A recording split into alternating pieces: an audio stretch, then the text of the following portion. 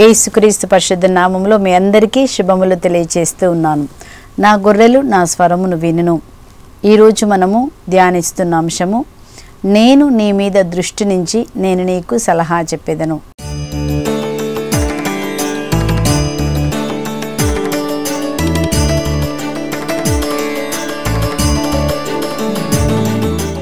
మన దేవుడు ఏం చేస్తారంటండి, మన మీద దృష్టిని ఉంచి మనకి సలహా చెప్తారంట. దృష్టిని ఉంచడం చూడండి, అంటే నీ మీద దేవుడు ఎక్కడికి వెళ్తున్నావు, నువ్వేం చేస్తున్నావు అని దృష్టి నుంచి మనకి సలహా చెప్తారంట. మనం చదువుతున్నాం యెషయా గ్రంథం 30వ అధ్యాయం 21వ వచనంలో ఈ విధంగా చదువుతున్నాం. మీరు త్రోవ తప్పి కుడికి కానీ ఎడమకి కానీ మీరు వెళ్ళినప్పుడు త్రోవ ఇది, మీరు ఈ త్రోవలో నడవండి అని వెనక నుంచి మీకు ఒక స్వరం వినపడును. సో మనం నేర్చుకుంటున్నాం ఇక్కడ, మనం కుడికి కానీ ఎడమ కానీ వెళ్ళినప్పుడు, అనగా మార్గం తప్పినప్పుడు, నష్టం వచ్చినప్పుడు, వేదన వచ్చినప్పుడు, కుటుంబాల్లో సమస్యలు ఉన్నప్పుడు ఏం చేయాలో అర్థం కాదు. అప్పుడు ఏం చేస్తారంట, దేవుడు మీకు కుడికి కానీ ఎడమ కానీ తప్పినప్పుడు వెనక నుంచి మీకు ఒక స్వరం వినిపించి దాని ద్వారా దేవుడు మనకేం చేస్తారంటండి, బోధించెదరు, ఈ మార్గంలో నడవండి అని మనకి సరైన మార్గం చూపిస్తారంటండి. అందుకే మనం చూస్తున్నాం 20వ వచనంలో కూడా ఏమనుంటుందంటే, ఒక్కొక్కసారి మనం కష్టాల పాలవుతాం, ప్రభు మిమ్మల్ని కష్టాల పాలు చేయను, కానీ ఆయన మీకు మరుగు కాడంట. కష్టంలో గుండా వెళ్తున్నప్పుడు ఏమనిపిస్తుంది అంటే, అయ్యో ఎలా నేను బయటికి రావాలి, ఎవరు నాకు సాయం చేస్తారు అని దేవుడు కూడా మనకి సాయం చేసినట్టు అనిపించడండి. మళ్ళీ ఇదే సమస్య వస్తుంది, ఇదే బాధ కలుగుతుంది, ఇదే ఏంటి ప్రభా ఇలా మళ్ళీ జరుగుతుంది అన్నప్పుడు మనం కష్టాల పాలవుతామంట. కానీ దేవుడు అంట మరుగు కాడంట. ఏం చేస్తాడు, మీకు స్వయముగా బోధించును. దేవుడే స్వయంగా మనకు చెప్తారంట. మీరు ప్రత్యక్షంగా ఆయనని చూస్తారంటండి, ప్రత్యక్షంగా చూసి వినే చెవులు. అందుకే నా గొర్రెలు నా స్వరమును వినును. మన దేవుడు ఎవరు అంటే, ఆయన మనకి బోధిస్తారండి, ఏం చేయాలని ఆయన బోధిస్తారంట. మనం చదువుతాము ఇర్మియా గ్రంథం 33:3 ఏమన్నారండి, మీరు నన్ను పిలవండి, మీరు నన్ను పిలిస్తే మీరు ఎరగని మహాసత్యములను మీకు నేను చెప్తాను. ఏ విధంగా బయటపడాలి అన్నటువంటి ఒక మార్గం ప్రభు చెప్తారు. ఏ మార్గంలో వెళ్తే నీకు క్షేమం ఉంటుంది, నువ్వేం చేస్తే అది నీకు మంచిదా కాదా అని నాకు తెలుసు కనుక దేవుడు అంటున్నాడు ఇర్మియా 29:11, మీ క్షేమానికి ఉద్దేశించిన పథకాలు నా దగ్గర ఉన్నాయి, నన్ను అడగండి, నేను మీకు చెప్తాను అది నీకు మంచిదా కాదా అని దేవుడు చెప్తారంటండి. ఏమంటున్నాడు అక్కడ, మీరు నన్ను పిలిస్తే అని ఉందండి, పిలుతువేని అంటే మనం ఏం చేస్తున్నాము, దేవుణ్ణి అడగకుండా అన్ని కార్యాలు చేసి నష్టం వచ్చినప్పుడు, బాధ వచ్చినప్పుడు, దుఃఖం వచ్చినప్పుడు మనం దేవుని పిలుస్తున్నాం కదా. దేవుడు అంటున్నాడు, నువ్వు నన్ను పిలిస్తే నేను నీకు జవాబిస్తాను, నువ్వు వెరగని మహాసత్యములు నేను నీకు తెలియచేస్తాను. నీకు చాలా తెలియదు కాబట్టి ఈరోజు కష్టంలో ఉన్నావు, చాలా విషయాలు నేర్చుకోలేదు కాబట్టి వేదనలో ఉన్నావు, ఓడిపోయిన స్థితిలో ఉన్నావు, ఏం చేస్తలేవు, పైకి వచ్చేయడానికి కూడా లేదు, ఎందుకంటే నీకు తెలియలేదు. దేవుడు అంటున్నాడు, పైకి రావాలంటే దేవుణ్ణి అడుగు. ఎట్లా అడుగుతామండి మనము, దేవుని దగ్గర మనం ప్రతిరోజు ప్రార్థన చేస్తే ఆయన మనకు బోధిస్తారు, వాక్యం వింటుంటే ఆయన మనకు బోధిస్తారు. కాబట్టి ఈ వాక్యము నేను సరైన మార్గంలో నడుపుతుంది. అందుకే మనం చదువుతాం కీర్తన 119లో 105లో దావీదు ఏమంటున్నారండి, దేవా నీ వాక్యము నా పాదములకు దీపము. అంటే ఏ మార్గంలో నడిస్తే మంచిది. అక్కడ మనం చూస్తామండి 2 రకాలైన మార్గాలు, ఒకటి విశాలమైన మార్గం, ఒకటి ఇరుకైన మార్గము.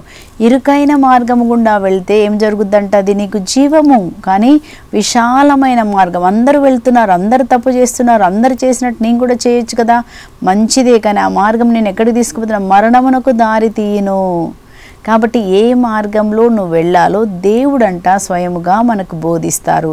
ఆయన బోధ విని మనం ముందుకు వెళితే మనకు జయము కలుగుతుంది. మన దేవుడు ఎవరండి, మనం వేదనలో బాధలో ఉన్నప్పుడు నేను మీకు బోధిస్తాను. 1 కొరింథీ 10వ అధ్యాయము 13వ వచనంలో కూడా ఏం చదువుతున్నాము, మీకు బయటపడే మార్గం నేను చూపిస్తాను. అందరికి వచ్చే కష్టాలు మీకు వచ్చాయి, ఆ కష్టాన్ని భరించి బయటపడే మార్గం, ఒక మార్గము నీ కోసం ఏర్పాటు చేయబడింది. దేనికోసం అంట, బయటపడే మార్గము నీకు ఆల్రెడీ పెట్టి ఉంది. నువ్వు అడిగితే ఈ 2024 సంవత్సరంలో ప్రభువా నీ మార్గం నాకు బోధించు, నేను ఎటు వెళ్ళాలి, నేను ఏం చేయాలి, ఎక్కడ ఉండాలి, ఎక్కడ ఉండకూడదు అని మనం అడిగితే దేవుడు మనకేమిస్తారంటండి, బయటపడే మార్గం చూపిస్తారు. నీకు అటుగాని ఇటుగాని వెళ్ళినప్పుడు ఈ మార్గంలో నడువని ఒక స్వరం వినపడుతుంది. కాబట్టి ఈరోజు మనం ధ్యానిస్తున్న అంశము, ఈ 2024 సంవత్సరంలో దేవా నీ కనుదృష్టి నా మీద ఉంచి నాకు సలహా చెప్పండి. ఏ సమయంలో ఏం మాట్లాడాలి, ఏం మాట్లాడకూడదు, ఏ పని చేయాలి, ఏ పని చేయకూడదు, నేను ఎక్కడ ఉండాలి, ఎక్కడ ఉండకూడదు, ఇవన్నీ కూడా దేవుడు మనకేం చెప్తారండి, వాక్యం ద్వారా మనకన్నీ కూడా దేవుడు బోధిస్తారండి. కాబట్టి మనము దేవుని యొక్క వాక్యం వినాలి. పరిశుద్ధాత్మ స్వరం లోపల నుంచి మాట్లాడుతుంది మనతోటి, మనల్ని గద్దిస్తూ ఉంటుంది. వినాలి, లోబడాలి, అప్పుడు మనకి జయము కలుగుతుందండి. మనము పరిశుద్ధ గ్రంథం నుంచి 3 సంఘటనలు చూద్దామండి ఈరోజు. ఏ విధంగా వారు మరి దేవుడు చెప్పిన సలహాను విన్నప్పుడు ఎలా జయం కలిగింది. ముందుగా మనము యెహోషువ గ్రంథంలో మనం చూస్తున్నాము. అప్పుడు ద్వారాలు మూసివేయినప్పుడు దేవుడు వారికి ఒక సలహా ఇస్తున్నారండి. ఏమని చెప్తున్నారంటే, మీరు 7 యాజకులు 7 పొటేళ్ల బూరలను తీసుకొని మందసము ముందుగా వెళుతూ వారు దేవుణ్ణి స్తుతించాలి.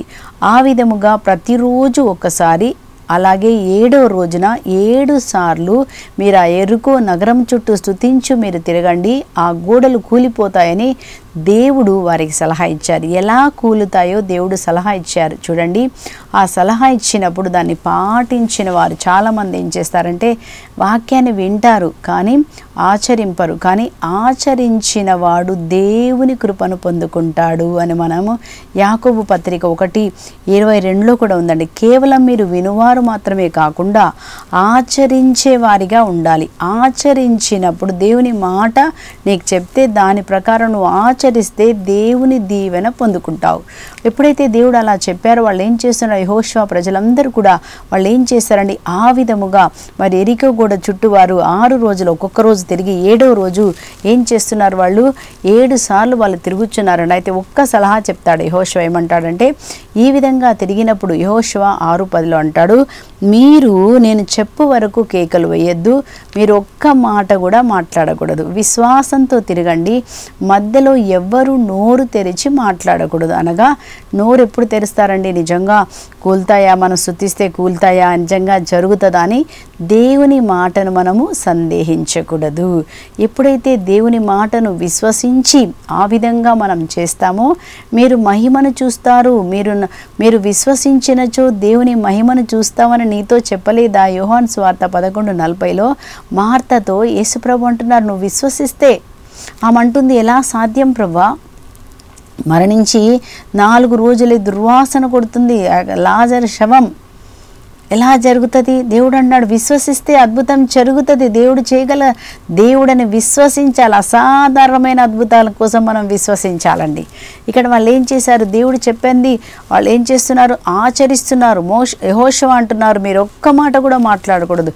ఎవ్వరు కూడా ఒక మాట మాట్లాడలేదండి. 6 రోజులు తిరిగి 7వ రోజు మనం 14వ వచనంలో చదువుతున్నాము. యెహోషువ గ్రంథం 6:14లో, 2వ రోజు నగరం చుట్టూ ఒకసారి తిరిగి వారు శిబిరమునకు మరలి వచ్చిరి. అటులా 6 రోజులు చేసిరి. 7వ రోజు ఉదయమున లేచి మునుపటి వలె కోటగోడ చుట్టూ 7 సార్లు తిరిగిరి. ఆ రోజు మాత్రమే వారు 7 సార్లు తిరిగారంటండి. అప్పుడు ఏం జరుగుతుందో చూడండి. 7 సార్లు తిరిగి ఏం జరిగిందంట, యాజకులు బాకాలు ఊదగా ప్రజలు కేకలు వేసిరి. బాకాల మ్రోత విని ప్రజలు యుద్ధనాదము చేయగా కోటగోడ కుప్పకూలిపోయెను. చూసారండి, వారందరూ స్తుతించి ఆరాధిస్తుండగా కోట గోడలు కూలిపోయాయి. అంటే మనం ఏం చేస్తున్నామండి, ఆధ్యాత్మిక లోకంలో మనం స్తుతించినప్పుడు ఆ యొక్క సాతాన్ రాజ్యము కూలగొట్టబడుతుంది. ఏ యెరికో గోడ అయితే, ఏ బంధకం అయితే నీకు నాకు వ్యతిరేకంగా నిలబడిందో అలాంటి బంధకాన్ని కూలగొట్టాలంటే స్తుతి శక్తి మాత్రమే.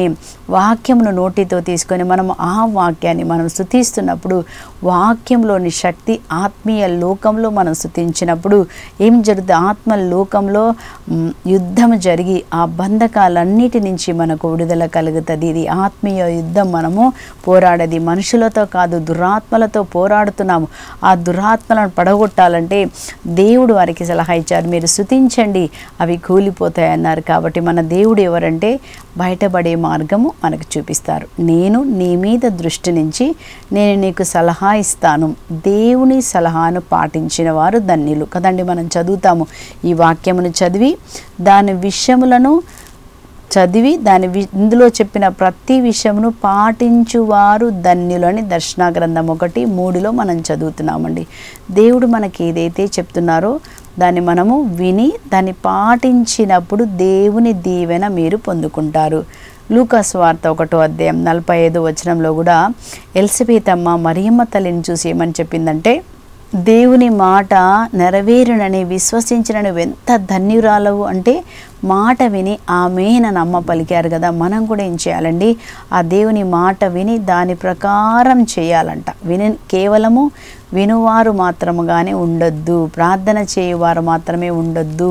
ఏం చేయాలి, లేచి వాళ్ళు ఏం చేశారు, వెళ్ళి ఇచ్చాను అంటే వెళ్ళి దాన్ని పట్టుకున్నారు.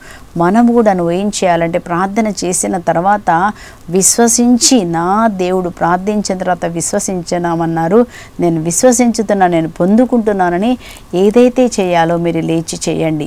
మీరు ఆ కార్యానికి వెళ్ళండి. మీకు ఇంటర్వ్యూ ఉంటే అప్లై చేయండి, వెళ్ళి ఇంటర్వ్యూ అటెండ్ కండి. చాలాసార్లు అటెండ్ నేను రాలేదని మీరు చెప్పకండి. అలా చేయకుండా మీరు ఎప్పుడైతే మళ్ళీ లేచి వెళ్తారో దేవుని కార్యములు మన జీవితంలో జరుగుతాయండి. తప్పకుండా దేవుడు మన జీవితంలో కూడా అలాగే చేస్తారు. నా జీవితంలో కూడా దేవుడు ఒక అద్భుతం చేశారండి. దేవుని మాటకు లోబడినప్పుడు దేవుడు నాతో ఏం చెప్పారంటే, వారానికి ఒకసారి ప్రార్థనా కూటమిని అందరి కొరకు ఏర్పాటు చేయాలి. నేను చెప్పాను, ప్రభా ఎలా చేస్తాము, గృహాలలో చాలా కష్టం కదా ప్రభా, మా గృహం కొంచెం అప్పుడు చిన్నగా ఉందండి. సో అనుకున్నాం, ఎట్లా ప్రభా గృహం సరిపోదు కదా, ఎట్లా చేయాలి, ప్రజలను ఎట్లా పిలవాలి అట్లా అని అనుకొని ఉన్నాను. ఎందుకంటే ఆ సమయంలో దేవుడు నన్ను ముత్తంగిలో డివైన్ వర్డ్ సెంటర్ ఫాదర్ క్రీస్ గారితో, ఫాదర్ సిరిల్ గారితో కలిసి మరి అనేక గ్రామాలకు వెళ్ళడానికి కృపనిచ్చారు.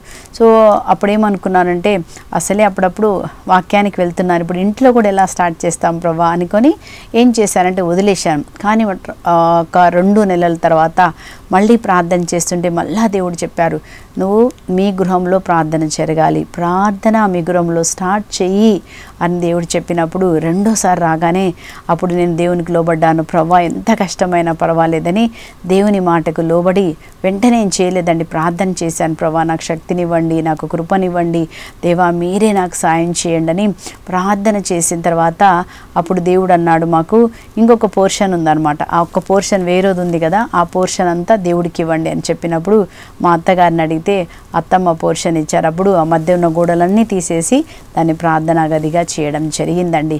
ప్రార్థన మొదలుపెట్టినప్పుడు మరి ఎంతమంది వచ్చారనుకుంటున్నారు మీరు? ముగ్గురే మేము ప్రార్థన చేస్తూ ఉన్నాం అనమాట. ప్రతి శుక్రవారం ప్రార్థన చేద్దామని దేవుడు ఇచ్చినటువంటి ఆ యొక్క సలహాను బట్టి ప్రతి శుక్రవారం ప్రార్థన మొదలుపెట్టాం.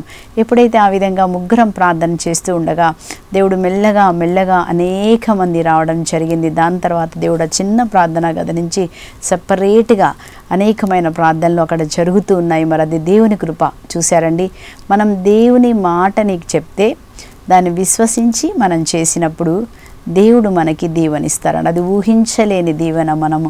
కాబట్టి మనం ఎప్పుడైతే దేవుడు ఒక మాట చెప్తే దాన్ని చేయండి, తప్పకుండా మనము అద్భుతం చూస్తాం. రెండో సంఘటన మనము లూకా సువార్త 5వ అధ్యాయంలో చూస్తున్నామండి. ఈ రెండో సంఘటన లూకా సువార్త 5వ అధ్యాయంలో ఏం జరుగుతుందంటే, యేసు ప్రభు గెన్నెసరేతు సరస్సు దగ్గరకు వచ్చారు. ఆయన వాక్యం వినడానికి అనేక మంది జనసమూహం వచ్చారు. అప్పుడు యేసు ప్రభు అక్కడ 2 పడవలను చూశారంట.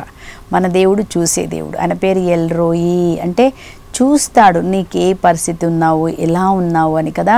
మన దేవుడు మనము పిలవకపోయినా ఆయన చూస్తారంటండి. మనం చూసే దేవుడే ఎప్పుడు మనల్ని గమనిస్తూ ఉంటారంట. ఆయన కనుదృష్టి ప్రతి ఒక్కరి మీద ఉంటుందంట కదా. సంవత్సరం మొదలుకొని సంవత్సరం చివరి వరకు 2024 అంతా దేవుడు నన్ను చూస్తుంటారు. ఇక్కడ చూశాడు. ఏ పడవ, 2 పడవలు ఉంటే ఒక పడవ సిమోనుది. ఆ సిమోను పడవలో ఎక్కారు. ఆ పడవలో ఎందుకు ఎక్కుంటారు అంటే అక్కడ ఏం చూస్తున్నామంటే ఆ సిమోన్ ఏం చేశారంట, రాత్రంతా చేపలు పడితే ఏం పడలేదంటండి.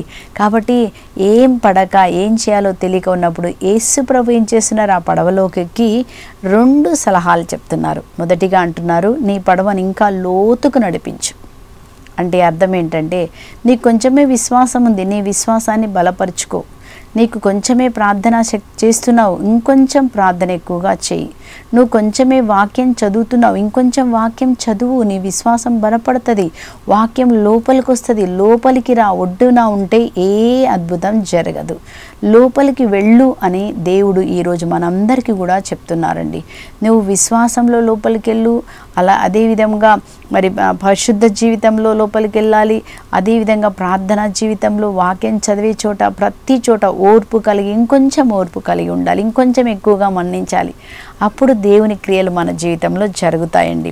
రెండోదిగా ప్రభు ఏమంటున్నారంటే, మీరు కుడివైపున వల వేయండి. ఎక్కడ వేస్తే ఆ యొక్క చేపలు పడతాయో దేవుడు పేతుడికి సలహా ఇస్తున్నారు. ఆ విధంగా దేవుడు మన జీవితంలో కూడా ఏం చేస్తే మన జీవితం ఫలిస్తుంది, ఏం చేస్తే మనం బంధకాల నుంచి బయటకు వస్తాము, ఏం చేస్తే నీకు ఆరోగ్యం, కొన్నిసార్లు మనం మంచిగా తినమంటారు, మంచి నిద్రపోమంటారు, సలహా ఇస్తారు, దాన్ని పాటించాలి. మనం డాక్టర్ దగ్గరికి వెళ్తే డాక్టర్ చెప్పిన సలహాలు మనం పాటిస్తున్నాము కదండి. అట్లాగే దేవుడు మనకు కూడా వాక్యం ద్వారా, దైవ సేవకుల ద్వారా వాక్యం వింటున్నప్పుడు నీకు సలహా ఇస్తారు. దాన్ని పాటిస్తే చాలామంది వింటారు, అసలు కొంచెం మంది వినరు కూడా అంటండి. చెవులు ఉన్నా కానీ ఆ వాక్యం లోపలికి పోదు కొంచెంమందికి కదా. చెవులు ఉన్నను వీరు వినరు అని యెషయా గ్రంథంలో ఉంటుందండి. కాబట్టి చెవులున్నా వినరు, విన్నా ఏం చేస్తారంట, అది లోపలికి తీసుకోరంట కదా. కేవలము వినుట మాత్రమే కాదు, ఇంకేం చేయాలంట, దాన్ని ఆచరించిన వారు దీవెనలు పొందుకుంటారని యాకోబు పత్రిక 1:27లో మనం చదువుతున్నామండి.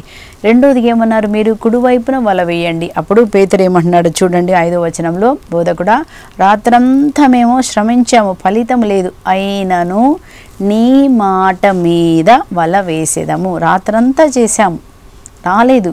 మనం కూడా అంటాం, ఎన్నిసార్లు పోయాం, రాలేదు. అయినప్పటికీ ఒకవేళ దేవుడు ఈరోజు నీతో మాట్లాడుతుంటే మరొక్కసారి నువ్వు వెయ్యాలా, నువ్వు ముందుకు వెళ్ళాలా, మరొక్కసారి ప్రార్థనకు రా, మరొక్కసారి దేవుని దగ్గర నిలబడు, మరొక్కసారి ధైర్యం తెచ్చుకో. ఎన్నిసార్లు ఓడిపోయావు కానీ మరొక్కసారి దేవుడు కృప చూపిస్తారు, ఆయన కరుణ చూపిస్తారు, విశ్వసించి రండి అని వాక్యంలో ఉంది కదండి. నిరుత్సాహం చెందకండి, మళ్ళీ మళ్ళీ మీరు ప్రార్థన చేయండి, మీ దేవుడు వింటాడు కదా.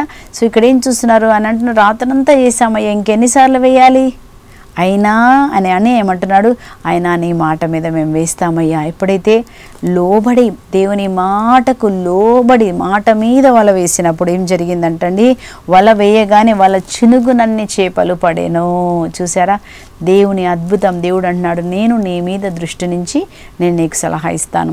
ఏ బిజినెస్ చేయాలో దేవుడు సలహా ఇస్తారండి, ఎక్కడికి నువ్వు వెళ్ళాలో సలహా ఇస్తారు, ఎక్కడ అప్లై చేయాలో నీకు సలహా ఇస్తారు, నువ్వేం చేయాలో దేవుడు సలహా ఇస్తారు. దేవుని మాటను మనం పాటించినప్పుడు ఆ ఆశీర్వాదాలు, అద్భుతాలు మన జీవితంలో జరుగుతాయి. అలాగే మనం చూస్తున్నాం 1వ రాజుల గ్రంథంలో 7వ అధ్యాయంలో అక్కడ ఎవరిని చూస్తామండి, ఒక విధవరాలు ఉంది. ఏలియా ప్రవక్త ఆమెతో ఏమంటున్నాడు అంటే 1వ రాజుల గ్రంథం 17వ అధ్యాయంలో అక్కడ అంటాడు 10-11 వచనంలో, అదంట కరువు సమయం, ఏమి లేని సమయంలో భయంకరమైన కరువు ఉందని ఏలియా ప్రవక్తకు తెలుసు. అందుకే దేవుడు అన్నాడు, కరువు ఉంది, నువ్వు వెళ్ళు, అక్కడ ఆ యొక్క సారెఫత్ అనే గ్రామంలో విధవరాలు ఉంది, ఆమె దగ్గరికి వెళ్ళు అంటారు కదండి. అక్కడ ఏం జరిగింది, విధవరాల దగ్గరికి వెళ్ళినప్పుడు ఈయన అంటున్నాడు, అమ్మ నాకు కొంచెం నీళ్లు, కొంచెం రొట్టె ఇవ్వు. ఆమంటుంది, అయ్యా నా దగ్గర ఏమీ లేదు, కొంచెమే ఉంది, అది కొంచెం నాకు కొడుక్కిస్తాను అని చెప్పినప్పుడు ఏలియా అంటున్నాడు 13వ వచనంలో ఏమంటున్నాడు చూడు, అమ్మ నువ్వు విచారించవద్దు, నువ్వు చెప్పినట్లే పోయి రొట్టె కాల్చుకో, కానీ మొదట ఏం చేయాలి, నీ ఇంటనున్న పిండితో చిన్న రొట్టె చేసి నాకు పెట్టుము, ఆ పిమ్మట నీకు నీ కుమారునికి రొట్టె కాల్చుకొనుము. ఇజ్రాయేలు దేవుడైన ప్రభువు ఇలా సెలవిస్తున్నాడు, ఏమని, యావే నేలపై వాన కురిపించే వరకు కుండలో పిండి గాని పిడతలో నూనె గాని తరిగిపోవు అని చెప్పాను. ఆ విధవరాలు వెళ్ళి, ఇది ఇంపార్టెంట్ అండి, ఆ విధవరాలు వెళ్ళి ఏలియా చెప్పినట్లే చేసెను. ఇదండి దేవుడు ఒక సలహా ఇస్తే ఇక్కడ విధవరాలు చనిపోయే స్థితిలో ఉంది, ఇంకేమీ లేదు, అయిపోయింది, కొంచెమే ఉంది.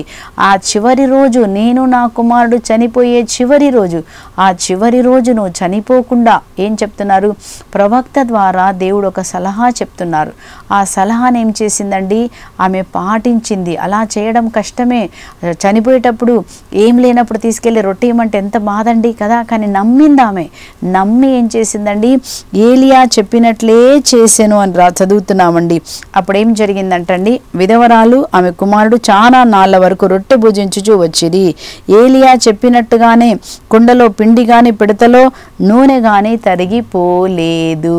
చూసారా, మనం సలహా పాటిస్తే దేవుని సలహాని మాటను మనం విశ్వసించి మాట ప్రకారం చెప్తే, ఒక మాట, ఒక వాగ్దానం నీకు వస్తే ఎప్పుడు వస్తుందండి? నువ్వు ప్రార్థనలో ఉన్నప్పుడు దేవుడు నీకు సలహా చెప్తారు, ఒక ఆలోచన వస్తుంది. నెమ్మదిగా కూర్చోండి, ప్రార్థన చేసి ప్రభా నేనేం చేయాలన్నప్పుడు దేవుడు నీకు ప్రేరేపణ కలిగిస్తాడు, ఆలోచన కలిగిస్తాడు. దాన్ని మళ్ళీ ప్రార్థన చేసుకొని వెళ్ళి దాని ప్రకారం మీరు చేయండి. తప్పకుండా దేవుడు బయటపడే మార్గం ఆయన చూపిస్తారు.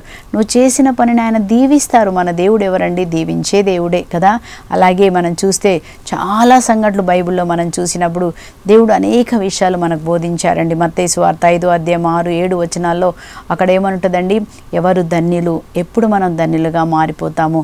అంతేకాదు ఎలా ప్రార్థన చేయాలి, ఎలా ఉపవాసం ఉండాలి, అంతేకాదండి ఇంకా ఏమి బైబిల్ అంతా కూడా దేవుడు మనకిచ్చినటువంటి జీవిస్తే నిత్య జీవాన్ని మనం పొందుకుంటాము. నిత్య జీవం పొందుకోవాలంటే మనం ఏం చేయాలి కదా. అలాగే మరి మనం పరలోకంలోకి వెళ్ళాలంటే మనం ఏం చేయాలి? ఈ లోకంలో నీతిమంతులుగా ఎలా ఉండాలి, ఏం చేస్తే ఆశీర్వాదం, ఏం చేస్తే శాపం వస్తుంది, అన్ని విషయాలు దేవుడు మనకు బోధించారు. కాబట్టి బైబిల్ చదువుతూ దేవుడు చెప్పిన ప్రతి ఆలోచనను, ప్రతి మాటను మనం తీసుకొని ఆ మాట ప్రకారం ఆచరించినప్పుడు ఆశీర్వాదం మనకు వస్తుందండి. శాపాల నుంచి మనం బయటకు వచ్చేస్తాము. కనుక దేవుని మాటను విందామండి. విని ఎవరినైనా మన్నించాలంటే మన్నిస్తాము. ఎవరికైనా దేవుడు అన్నారు మీ పొరుగు వారిని ప్రేమించమంటే ప్రేమించాలి. అప్పుడు ఏం జరుగుతుంది? దేవుని దీవెన మీరు పొందుకుంటారు. కేవలం మీరు వినేవారు మాత్రమే కాకుండా ఆచరించేవారిగా ఉండాలి. ఆచరించినప్పుడు ఏం జరుగుద్దంట? దేవుని దీవెన మీరు పొందుకుంటారు. కాబట్టి ఈ దేవుడు చెప్తున్నారు, నేను నీ మీద దృష్టి నుంచి నేను నీకు సలహా చెప్తాను. మీరు కుడికి కానీ ఎడమకు కానీ వెళ్ళినప్పుడు ఇదిగో ఈ మార్గములో నడువని ఒక స్వరము నీకు వినపడుతుందండి. కాబట్టి నా గొర్రెలు నా స్వరం వినవు. ఎప్పుడు స్వరం వినపడుతుంది? మనం ఎప్పుడైతే ఉదయకాలం లేచి ప్రార్థన చేసి నెమ్మదిగా ఆయన సన్నిధిలో కూర్చోవాలి. వాక్యం తీసుకుని మనం ధ్యానిస్తున్నప్పుడు ఆ వాక్యం ద్వారా దేవుడు మనతో మాట్లాడతారు. అలాగే మీరు వాక్యం దివ్యవాణి ద్వారా వింటున్నారు కదండి. ఎక్కడెక్కడ మీరు వడకాలకు వెళ్ళినప్పుడు వాక్యం వింటున్నారు కదా. దేవుడు మాట్లాడుతున్న దైవ సేవకుల వాక్యం ద్వారా కూడా నీ సమస్యకి ఒక పరిష్కారము వస్తుంది. దాని ప్రకారం మీరు పాటించినప్పుడు మీరు ఆశీర్వాదం పొందుకుంటారు, దీవెన పొందుకుంటారు. కాబట్టి మనం దేవుని మాట విని దాని ప్రకారం ఆచరించినప్పుడు ఆశీర్వాదం పొందుకుంటాం. దేవుడు అంటున్నాడు, నీ మీద నేను కనుదృష్టి నుంచి రోజు మనకు సలహా ఇస్తారు. ఒక్కరోజే కాదండి, ప్రతిరోజు ఆయన నడిపిస్తారు. ఈ 2024 సంవత్సరం అంతా దేవుడు తన కనుదృష్టిని మన మీద ఉంచి మనకు చెప్పిన ప్రతి సలహాను మనం పాటించి దేవుని దీవెన మనము పొందుకుందాము. ప్రార్థన చేద్దాం. పరిశుద్ధుడైన తండ్రి, ప్రేమ స్వరూపుడైన దేవా, నేను నీ మీద దృష్టి నుంచి నేను నీకు సలహా ఇచ్చేదను. నన్ను అడుగుము, నువ్వు ఎరగని సత్యములు మాకు నేర్పిస్తానని చెప్పిన దేవా, నాయనా ఎవరెవరి ఏ సమస్యలో, బాధలో, దుఃఖంలో ఉండి దేవా ఎలా బయటపడాలని ఏడుస్తూ కన్నీరు కారుస్తున్న ప్రతి బిడ్డను ప్రభా మీకు సమర్పిస్తుండగా తండ్రి, ప్రతి ఒక్కరికి నీ ఆలోచన చెప్పమని బ్రతిమాలుతున్నాం యేసయ్యా. వాక్యం వినేవారుగా ఉంచండి, ఆచరించేవారుగా అయ్యా, నువ్వు చెప్పిన సలహాను పాటించే విధముగా పాటించి అయ్యా దీవెన పొందుకునే విధముగా మమ్మల్ని అందరినీ అభిషేకించండి. ప్రతి ఒక్కరిని మీరు దీవించండి. ఎక్కడ బలహీనత ఉందో, ఎక్కడ రోగాలు ఉన్నాయో ప్రభా మీరు పొందిన దెబ్బలచే ప్రతి ఒక్కరికి స్వస్థత కలగచేయండి. ఏ బలహీనతలో లేచి పైకి వెళ్ళలేకపోతున్నారో దేవా, నీ బలము, నీ శక్తి ఆత్మచేత బలపరిచి ప్రతి కార్యం జరిగే విధంగా ప్రతి కుటుంబంలో శాంతి సమాధానం ఉండునట్టుగా దీవించమని మా ప్రభువును తండ్రి అయిన యేసుక్రీస్తు అతి పరిశుద్ధ నామమున పేరిట అన్నీ అడిగి పొందుకొని ఉన్నాం పరలోకపు తండ్రి. Amen, amen. దేవుడు మీ అందరినీ దీవించునుగాక. ఆమెన్. Praise the lord.